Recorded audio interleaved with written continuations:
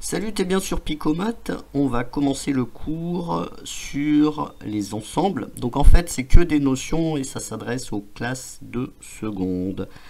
Nous avons dans le cours essentiellement des définitions et des exemples. D'ailleurs, on n'a que ça. On va commencer par la notion d'ensemble et puis je vais donner des exemples. On verra ensuite ce que c'est qu'un sous-ensemble. Et puis des exemples mathématiques bien évidemment. Ensuite, l'intersection de deux ensembles et enfin la réunion de deux ensembles avec des exemples. Donc le texte que tu vois à l'écran, en fait il y a un lien sous cette vidéo ou alors il est directement sous cette vidéo, ça dépend où tu la regardes. Comme ça, si tu trouves que mon écriture n'est pas très claire, ben, tu auras le cours fourni en dessous de la vidéo. Et ben on va commencer. On commence par la notion d'ensemble. La notion d'ensemble, en fait, il faut voir ça comme une collection d'objets. Donc la définition que je te donne, c'est un ensemble désigne une collection d'objets. Comme on est en mathématiques, les objets seront des objets mathématiques, exemple des nombres, etc. Alors, les objets qui appartiennent à l'ensemble sont appelés éléments. Donc ça, c'est des mots que tu vas retrouver sans arrêt. C'est pour ça que je fais cette vidéo. Les objets appartenant à un ensemble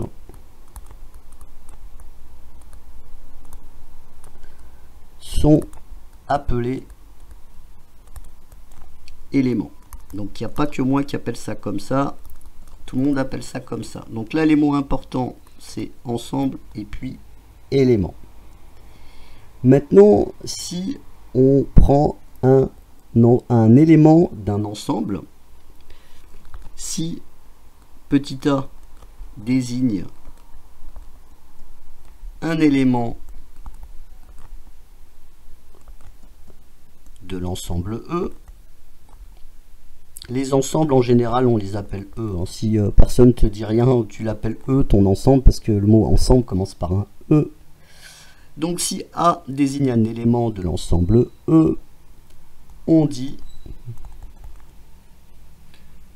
que petit a, notre élément, appartient à E. Donc ça c'est beaucoup de blabla, mais tu vas voir sur les exemples, en fait, c'est tout simple. Et on écrit ça comment? Donc là, on va mettre en place un certain nombre de symboles dans ce chapitre. Petit a, donc notre élément, appartient. Donc ça ressemble un petit peu à un E arrondi. Petit a appartient à grand E. Donc ça, c'est une notation extrêmement courante qu'il faut comprendre et savoir utiliser. Si je représente un ensemble par tous les points qui sont dans mon carré, et j'appelle ce carré E, voilà un ensemble. Voilà. C'est tous les points qui sont à l'intérieur de ce carré. Et maintenant, je vais appeler petit a un élément, c'est-à-dire un point de mon carré. Je peux écrire A appartient à E. Voilà pour la définition de la notion d'ensemble. On va voir quelques exemples en pratique. On va en voir 3 ou 4.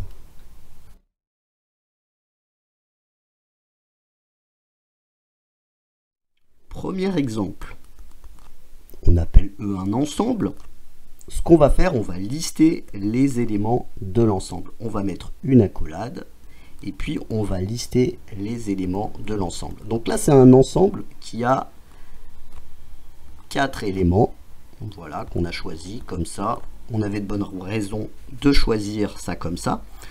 E c'est le nom de l'ensemble, on a mis un égal, on a ouvert des accolades et là on liste les éléments de l'ensemble et après on referme par une accolade. Ici les éléments de l'ensemble sont simplement des nombres entiers naturel. Voilà, ça aurait pu être autre chose, mais là, en l'occurrence, c'est ça. Donc, quand on veut lister les éléments d'un ensemble, définir un ensemble par une liste d'éléments, on met des accolades. C'est ce qu'on utilise par exemple quand on donne les solutions d'une équation. Ensuite, autre exemple, un exemple que tu connais bien, l'ensemble des nombres entiers naturels. Alors celui-ci, tu l'as sûrement déjà rencontré. L'ensemble des nombres entiers naturels est appelé grand N. Et donc là, le grand N, en fait, pour symboliser que c'est les entiers naturels et que c'est pas juste un grand N comme ça, on met une double barre sur le N. Et donc en fait, ça c'est les entiers naturels. Tout le monde représente ça comme ça. Tu connais peut-être l'ensemble des réels, c'est un R avec une double barre également. Voilà pour un autre exemple d'ensemble. On va voir maintenant un troisième exemple. C'est un exemple qui est géométrique. Si on a deux points, voilà, ici j'ai un point A, ici j'ai un point B. Et je veux représenter tous les points qui sont à une distance égale entre A et B. Et bien en fait, ce qu'on fait, on trace la médiatrice du segment AB. Le segment AB est ici. Je trace la médiatrice à l'aide d'un compas.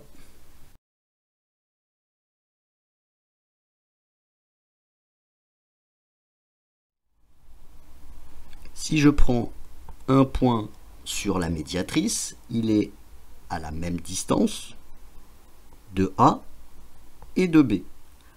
Si j'appelle le point que j'ai choisi sur la médiatrice, je l'appelle le point M, la distance AM et la distance BM sont égales. Donc en fait, l'ensemble des points qui sont à la même distance des points A et B, ça va être la médiatrice. Donc ça, c'est un ensemble de points que tu peux rencontrer très fréquemment en mathématiques au lycée. L'ensemble des points M tel que la distance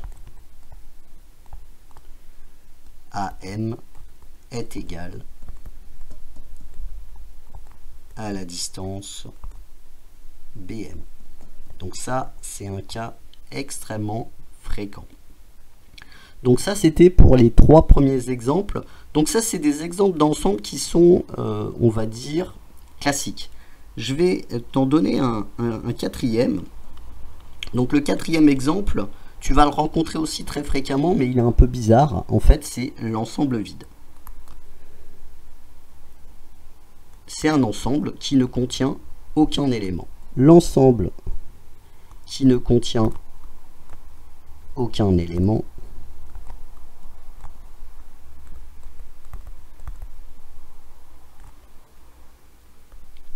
est appelé l'ensemble vide. Donc ça, c'est très utile quand tu dois résoudre une inéquation ou une équation et que tu n'as pas de solution. Donc en fait, on va le noter. Alors, c'est un 0 barré. Voilà. Donc l'ensemble vide, il est noté comme ça. Donc si par exemple, tu as une équation qui n'a pas de solution, tu vas dire l'ensemble des solutions, il n'y en a pas. Entre accolades, on va mettre un 0 barré. Et c'est l'ensemble vide. Donc ça, on aura l'occasion de le revoir en exercice.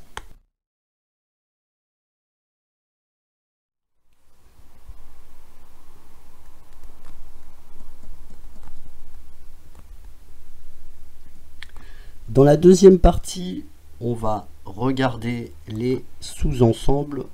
Qu'est-ce qu'un sous-ensemble? Et puis, on va définir aussi l'inclusion.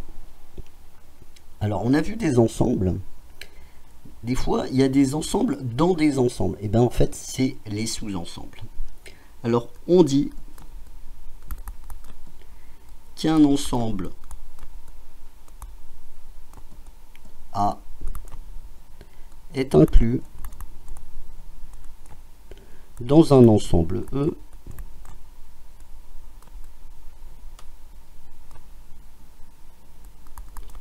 si tous les éléments de A sont aussi éléments de E. Dans ce cas-là, on va dire que A est un sous-ensemble de E. On dit, dans ce cas, que A est un sous-ensemble de E. On verra les exemples tout à l'heure.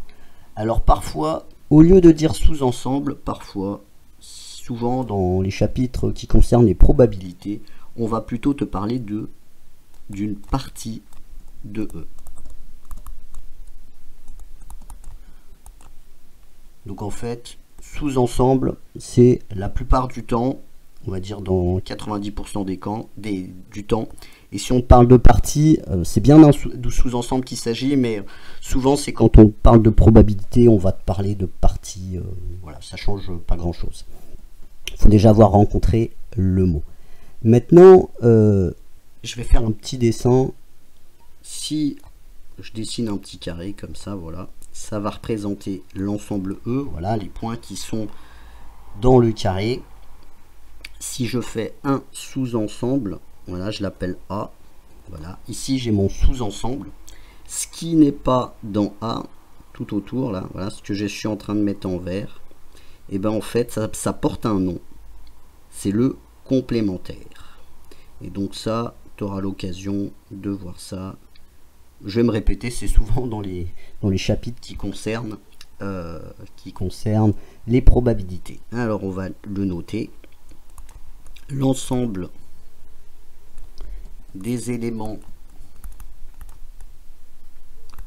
de E qui n'appartiennent pas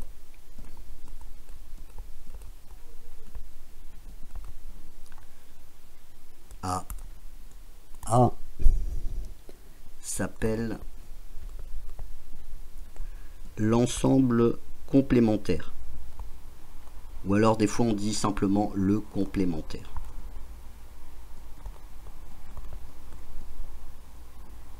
Et si on veut être plus rigoureux encore, on va dire l'ensemble complémentaire de A dans E. Voilà. Alors après, pour la notation, il y a deux façons d'écrire ça. On peut noter ça A bar. A bar, alors on va le noter. Je vais mettre notation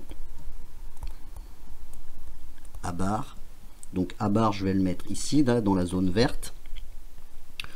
Ou tu peux rencontrer une autre notation. Ça va être E backslash A. Donc ça se lit A bar.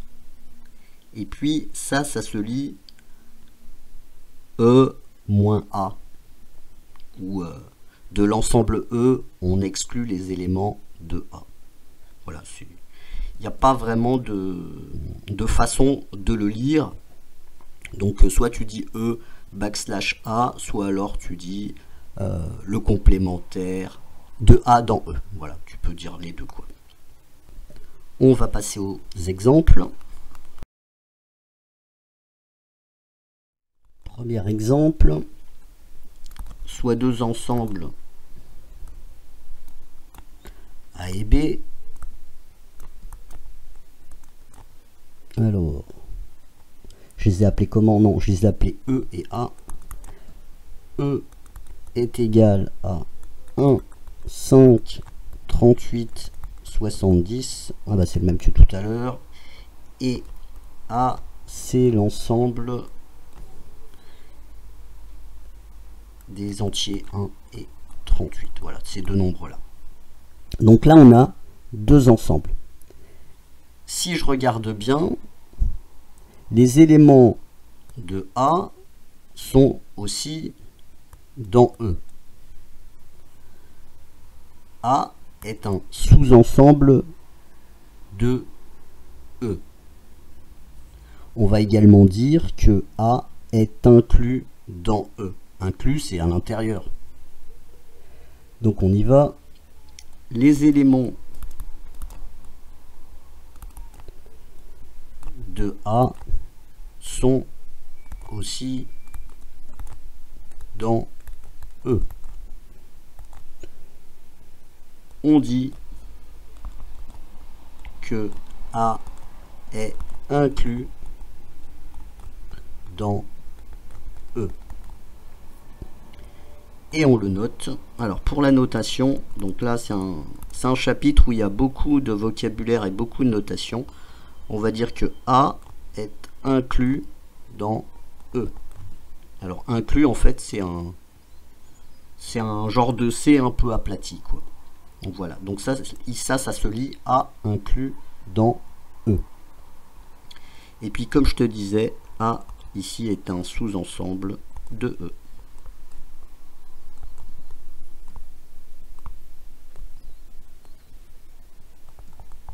Donc ça c'est pour le premier exemple. Deuxième exemple, donc là on va prendre des ensembles de nombres que tu connais un peu.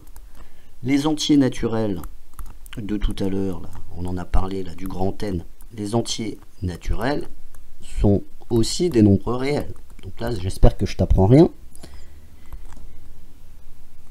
Donc ça veut dire que grand N est inclus dans grand R. Les entiers naturels, l'ensemble des entiers naturels est inclus dans l'ensemble des réels.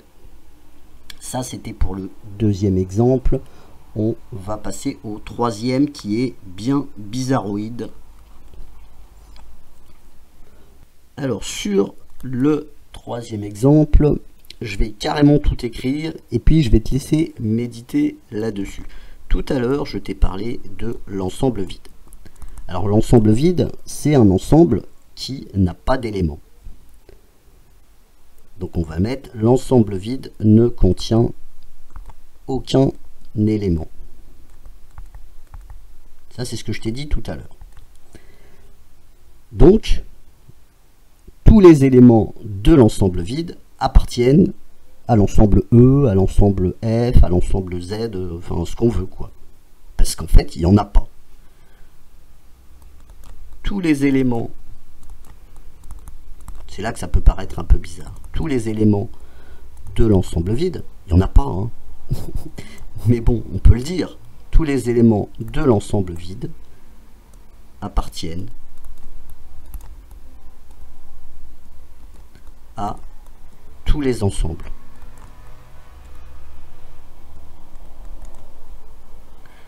On va écrire que l'ensemble vide est inclus, on va l'appeler E, à tous les ensembles E. Voilà.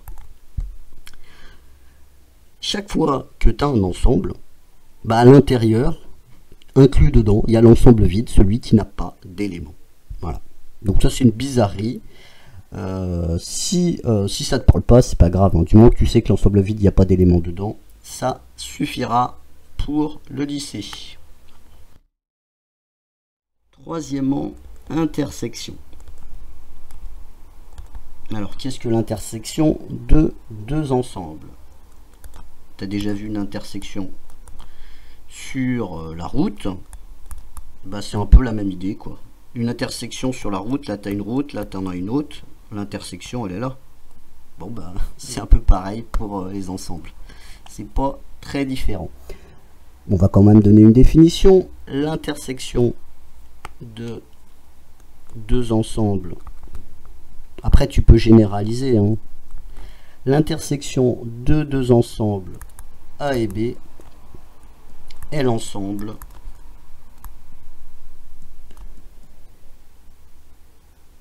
qui contient tous les éléments qui appartiennent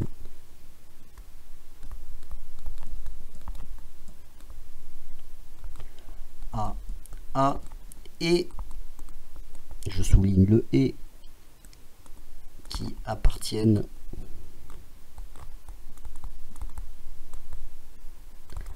à B. Alors comment ça se note? Alors pour la notation, On va faire un petit pont. Notation, alors on va dire l'intersection de A et B, ça va être A. On dessine un petit pont comme ça, un U à l'envers, et puis un B après. Et ça se lie à inter B. Voilà pour l'intersection. Alors si on veut l'écrire avec tout plein de symboles, comment est-ce qu'on va écrire ça? On va dire qu'il y a un élément qui s'appelle X. Voilà, X appartient à l'intersection A inter B. C'est équivalent. Ce que je viens d'écrire ici, un élément X appartient à l'intersection des deux ensembles, si et seulement si X appartient à A et X appartient à B. On peut mettre des parenthèses si on veut. Voilà. Dire qu'un élément appartient à l'intersection de deux ensembles, ça veut dire c'est équivalent à dire que X appartient au premier ensemble et X appartient au deuxième ensemble. Donc ça, c'est simplement de la notation, il ne faut pas être effrayé par ce genre de choses. On va passer aux exemples qui concernent les intersections. On va commencer comme tout à l'heure par deux ensembles très simples où on va lister les éléments des deux ensembles. L'intersection de A, alors pour A je vais mettre par exemple 1, 2, 3. Donc ça, 1, 2, 3, c'est les éléments qui sont dans A. Il n'y a que ça. L'intersection de A et B. Alors pour B, je vais prendre 2, 3 et 4. Ça, c'est les éléments de B. L'intersection, bah, c'est les éléments communs. Alors, par exemple, 1, il est dans A, mais il n'est pas dans B. 2, il est dans A, il est dans B. 3, il est dans A et il est dans B. Alors l'intersection de A et B, ça va être l'ensemble qui contient 2 et 3. Alors on va le noter. A inter B est égal à l'ensemble 2 et 3. C'est juste les éléments qu'ils ont en commun. Voilà pour le premier exemple. Deuxième exemple, on va prendre un exemple géométrique. Alors, soit D1, l'ensemble des points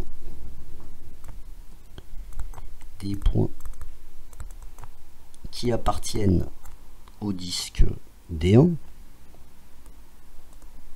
Donc là, on va faire un petit dessin. On va faire un peu de coloriage. Au disque D1, on va faire un petit peu de coloriage. On va représenter un disque, on va l'appeler D1. Hop. On n'a pas beaucoup d'informations sur D1, donc on le fait un peu comme on veut. Et puis on a un disque D2. Alors, on a un disque D2. Alors, pour pas réécrire toute la phrase, je vais utiliser l'expression respectivement, qu'on abrège en resp. Resp. Je sais pas si tu as déjà vu ce mot-là. Donc, on va mettre, au lieu d'écrire soit D1, je vais écrire soit D1. Et entre parenthèses, je vais mettre resp, respectivement, D2. L'ensemble des points qui appartiennent au disque. Alors ici, je vais mettre respectivement D2. Voilà. Alors, qu'est-ce que j'ai fait là? J'ai fait quelque chose, j'ai rajouté ça. Voilà. Respectivement. Qu'est-ce que ça veut dire? C'est pour éviter de réécrire deux fois la même phrase qui est quasiment pareille. Si j'avais pas mis respectivement, j'aurais dû écrire deux fois la même chose, quasiment. J'aurais écrit soit D1, l'ensemble des points qui appartiennent au disque D1. Et ensuite, j'aurais mis une deuxième phrase, soit D2, l'ensemble des points qui appartiennent au disque D2. En mettant respectivement comme ça entre parenthèses, ça m'évite d'écrire deux fois la même chose. C'est une abréviation qui est extrêmement fréquente en mathématiques. Voilà. Donc du coup, on a un deuxième disque. On a un deuxième disque qui s'appelle D2. Alors je vais le faire plus grand. Il n'y a pas de raison qu'ils fassent la même taille. Et puis, il s'appelle D2. Voilà D2. Comme on est dans la partie intersection, quelle est l'intersection de D1 et D2? C'est les points qui appartiennent à la fois à D1 et à la fois à D2. Voilà l'intersection.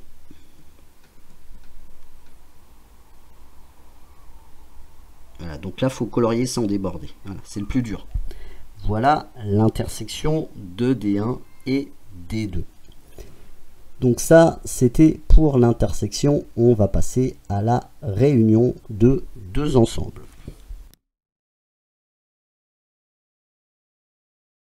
On va faire la même chose que tout à l'heure. On va prendre deux ensembles. Et au lieu de s'intéresser à l'intersection, on va s'intéresser à la réunion. On appelle réunion ou parfois union. Voilà.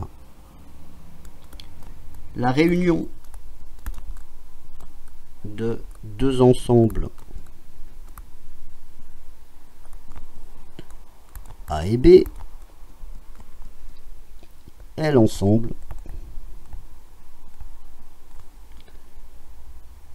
qui contient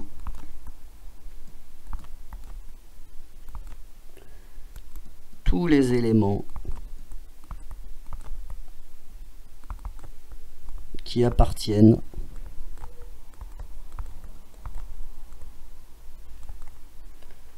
à A ou qui appartiennent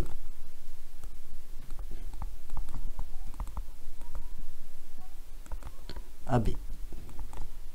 Donc ici, ce qui est important, c'est où. Donc pour la notation, alors la notation, il y a une notation particulière, c'est A, après il n'y a pas le pont comme tout à l'heure, ici il y a un U. C'est le même symbole que tout à l'heure mais à l'envers. A, U, B, et ça se lit pas A, U, B, ça se lit A, union, B. Union comme dans réunion. Si j'écris un petit truc comme tout à l'heure, avec des symboles bizarroïdes,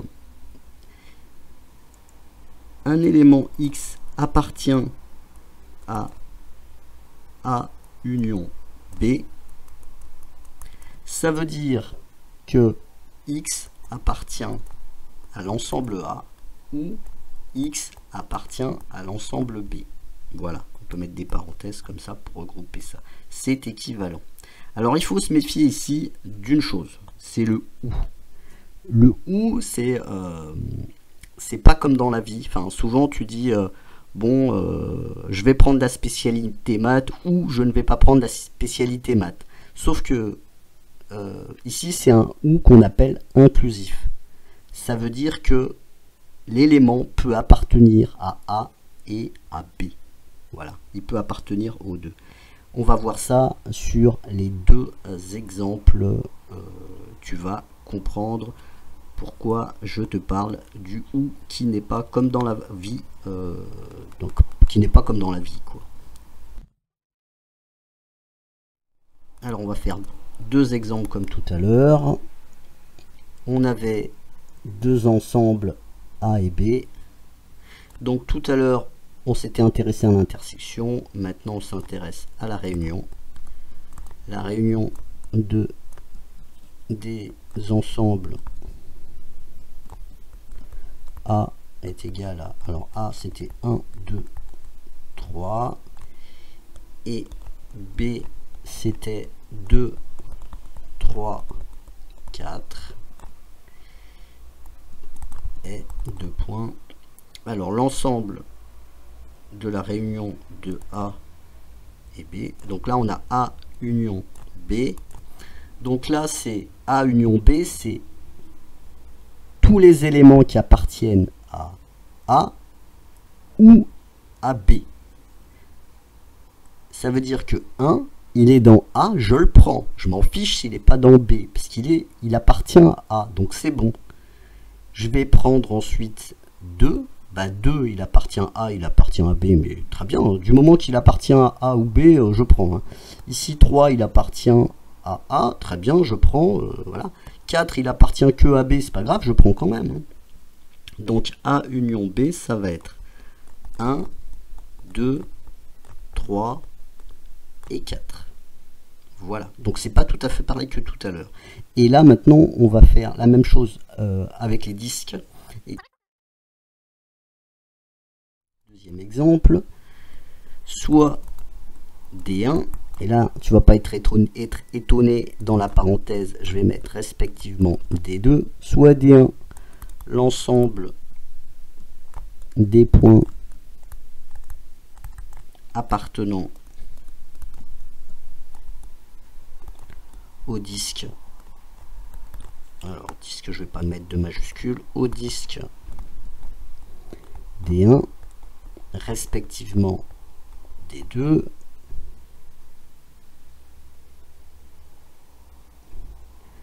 la réunion de D1 et D2 est, je vais mettre la zone colorée en vert, la zone colorée en vert.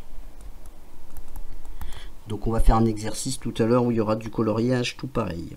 Alors si je dessine mes disques, ici voilà D1, voilà par exemple D2, ici c'est D1, ici c'est D2. Donc on a dit tout à l'heure que pour la réunion, on prenait tout ce qui appartenait, tous les éléments du premier ensemble, tous les éléments qui appartiennent au premier ensemble, on les prenait. Et puis tous les éléments qui appartiennent au deuxième ensemble, on les prend aussi. Voilà. Donc on va essayer de pas trop déborder. Donc ça c'est la réunion de D1 et D2. Et donc réunion, l'union des deux, on utilise le U, D1, union D2. Voilà. Donc c'est tout pour cette partie cours. Il y a des exercices et c'est également sous cette vidéo. Donc si t'es d'attaque, tu continues. Sinon c'est à bientôt sur Picomat. Ciao.